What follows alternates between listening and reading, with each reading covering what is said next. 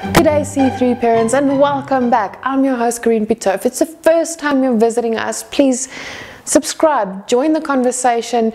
We'd love to hear from every person that watches these videos. We are in the midst of a conversation about race. How and why we need to talk to our children about race. Previous video, click up here, you will actually see that we started the conversation of why. Why do we need to talk about race? Well, today we're going to talk about when. And this is the crucial question a lot of parents have. When can I speak to my children about race? Aren't they too young? Isn't it too much of an adult conversation? Is it too complex? What if I confuse them? I've got good news for you. Actually having these conversations will kind of take the confusion out of the relationships, out of dealing with life. So I'm going to focus and divide it up into three age categories: 0 to 5, 6 to 11, and then the teens.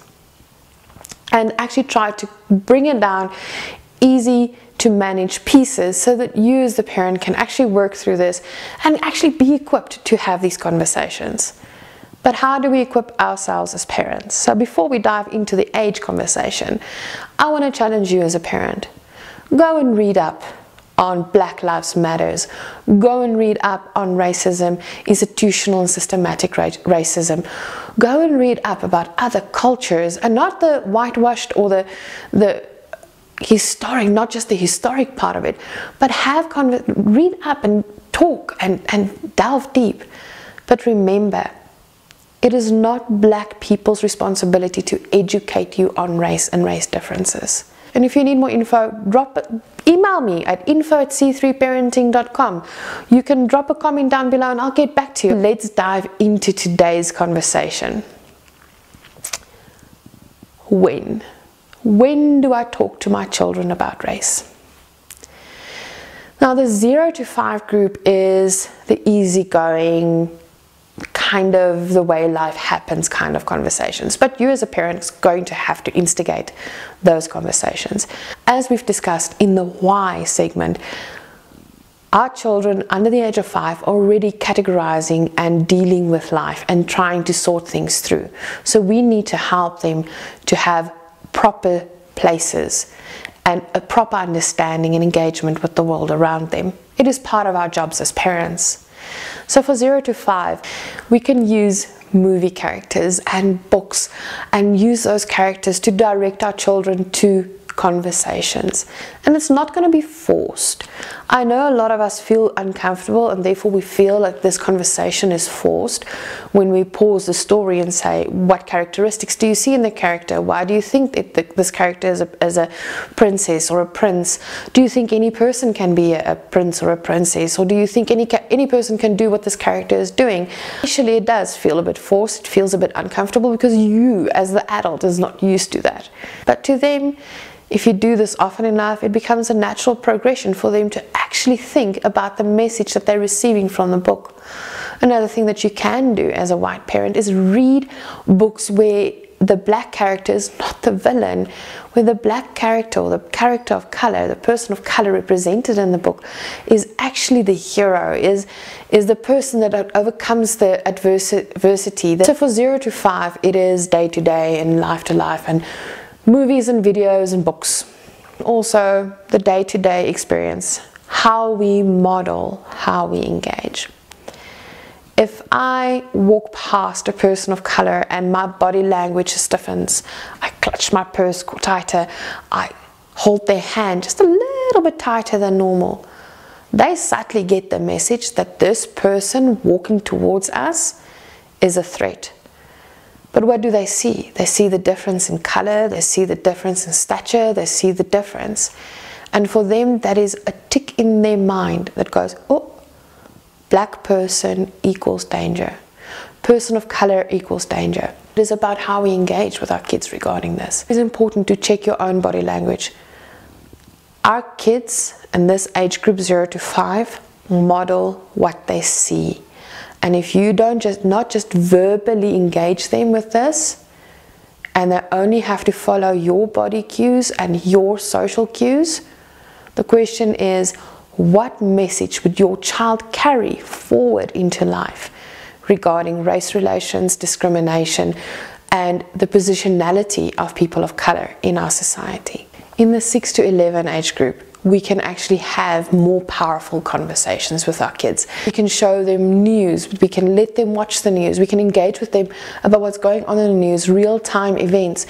What's happening now with the Black Lives Matter is the perfect time to have these conversations with our kids, expose them and let them watch the video footage and ask them, what do they think? Why do they think people act this way? Why do they think that people are marching? Why are people upset? Have these conversations, and it actually enables us to have order and a better understanding of the world outside our little bubble at home. Then we can also start conversations about fairness.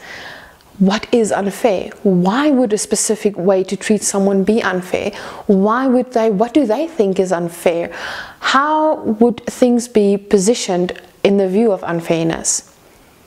One of the experts that I've actually watched use this example, that when Johnny, if they feel that it's unfair that Johnny is getting math extra classes and they are not, it is not necessarily about fairness. It is about what is just. If I'm an A student or a B student with maths and I don't need additional help, but Johnny is a student that might be failing maths, they need the extra classes. It is fair to them that they get the extra classes. Did my child or did I lose out on anything because Johnny is getting extra classes? No. But Johnny got what they needed, and that is what our society is supposed to be. To understand that what is just and what is equitable is to give people exactly what they need to be treated fairly and justly. With our teens, we can have more robust conversations. We can actually address certain things far more directly. We have to monitor their language, their discussions, and the things that they participate in. That's part of teen behavior, but also part of our responsibility for educating them about race. We have to educate them and monitor their social media posts to make sure that what they post is not harmful. We have a responsibility when they're teens to explain to them that there's a difference between intent and how the person received it, and how to repair when someone received something as hurtful. Say something and we mean it as a joke, but it's not taken as a joke. Teach your teens that something is only funny, or teach your children something is only funny if everybody is laughing.